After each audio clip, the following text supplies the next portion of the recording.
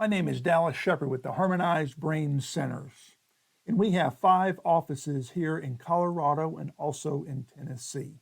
We have performed over about 50,000 lens sessions between our offices, and so we cannot say that we have seen everything, but we have seen a bunch.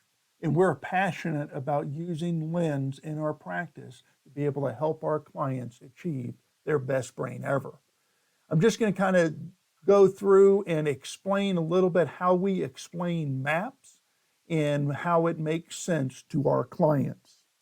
So when we're looking at a lens map, the first thing we have to really consider is what does it not say? Because what it doesn't say is just as important as what it does say. A lens map is not a QEEG, it's not an fMRI brain scan or a full EEG and electroencephalogram that they would get at a hospital or something like that. But I do believe that lens maps do show us and indicate some things that can help us understand what our client is going through and also how we can help them in some of the criteria that we look at. So in a standard map, typically what I am looking at is our mean total amplitude, the average, and also the mean dominant frequency. I'm not going to discuss in this video the other maps at this time, but there's really 3 criteria that we're looking for. 1 is the energy in a site, 2 is the flexibility or the suppression, and then also where is that dominant frequency residing. So when we look at those 3 criteria, we're able to start getting an idea of where the brain is functioning and where it's not functioning so well.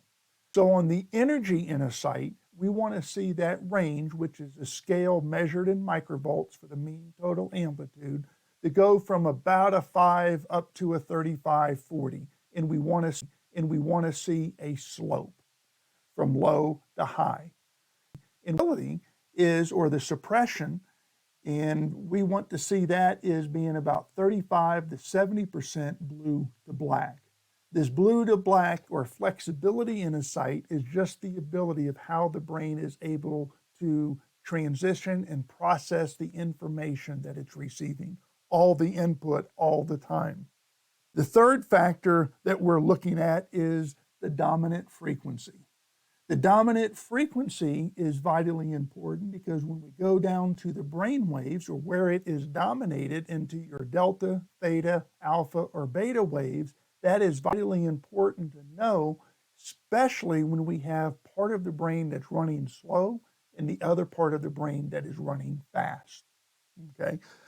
So when we're looking at the mean or the dominant frequency, also the little heat map that's over to the left, that's vitally important because all that is really is taking the brain sites, brain function map and overlaying it on top of that heat map. And we know where those locations are at. When we see that, now we can start determining where the dysfunction is showing up or where the processing is faster or slower within the brain. So then we go to the suppression map. Suppression map is really just looking at the flexibility in the sites, going back to the first map, the 35 to 70% blue to black.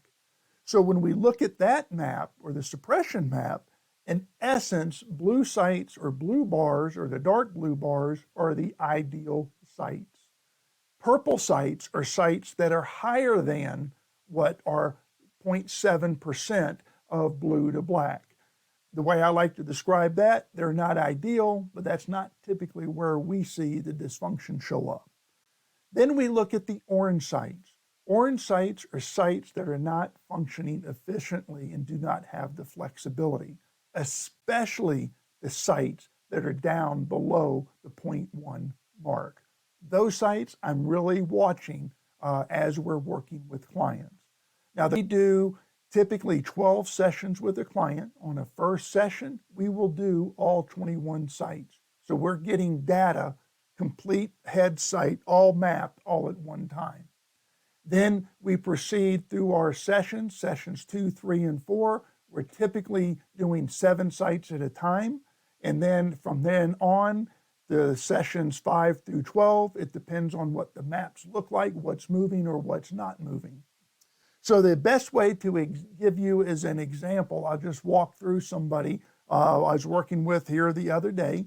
She's a 29-year-old female, past military experience, PTSD, also have had some head injuries involved. The PTSD also extends beyond her military experience from some childhood trauma. But she came in with us or looking highly anxious, brain fog, hard to make a decision, low self-esteem, and just struggling in how to do life now that she's out of the military. So when we look at her first map, is pretty indicative of what we're trying to see. As you can see, we're going from a range of about a 5 up to a 20, which is a little bit low, so that's something that I'm going to be watching at. And I'm also looking at the difference in the light blue and the black. We have a brain that's highly inflexible as far as the mean total amplitude. When I look at the second the second bar chart, or the mean dominant frequency, this one, as you can see, we don't have a whole lot that's stuck very low. We have 2 sites that are 5 below FPZ and FP1, which is kind of the attention, decision-making, frontal lobe, which gives us an indication. But also looking across that map, we can see those sites that are stuck in and around the 16 mark and also very little flexibility. And then we jump up to the OZ, O1, CZ, and T5, and those areas are very inflexible. So that was our first map. Second map is interesting because now we have done all 21 sites for the second time. We have hit all sites. Typically in sessions 2, 3, and 4, we do 7 sites at a time, but we have pushed a little bit longer and stronger. You can see on our mean total amplitude, we're going from a range of about a 4 all the way up to almost the 24, 25 mark, and with a decent slope, but you also can see in that we're picking up a lot more light blue. When I jump down to the mean dominant frequency, this has shifted, where now we have a lot of sites that are down below my 5 and also below my 8 mark. So this is important because this is really kind of gives me an indication of how the brain is functioning. And when I look at this, and if you look at our heat map over to the left, you can see all that light blue, and that's pretty much all frontal lobe. So it doesn't surprise me with her dysfunction in processing, decision-making, brain fog. That's because it's all up in the frontal lobe running a lot slower. So then we jump down to a third map, and now we're getting to a place, we're having less sites that are below my 5 mark, or 4 delta waves, having consistently more light blue throughout, or flexibility, and we're still have the issue on the frontal lobe, but we're seeing some changes. Also in her performance in kind of conversations, she's actually become a little bit more social, been able to go out, be able to talk with people, be able to be engaged in the community. She went and visited her parents in, I believe is Wyoming, or no, North Dakota, and she only had one incident that she was overwhelmed, which was pretty incredible because that's typically not what happens on her trips. When we come to our fourth map, which is not a complete map at this point because we've been picking on the sites, but look at our dominant frequency. We only have 2 sites, our FP1 and FP2, again, our frontal lobe, that are below or stuck in that delta waves, but everything else has shifted much higher. So again, this is very encouraging and promising. When we look at flexibility side, is really pretty good. When we go back to map 1, we have 18 of our 21 sites that are stuck in in the suppressed mode. Only 3 sites are in the flexible range. When we go to our second map, now we have 5 sites that are out of the orange. Obviously, we have the one purple, but again, purple is not necessarily the worst. It's not the ideal where the dark blue is. The orange is what we're looking on. When we go to our third map, and this is a dramatic increase, you can see now we only have 17 of our 21 sites are out of suppression. They're not stuck especially in a very low range. We do have a couple purple, and the purple is picking up, but that is okay. And again, I'm looking more at the mean total amplitude on this map. Our fourth map, you can see we've picked up a lot more blue. Again, this is only a partial map, so it's not all 21 sites.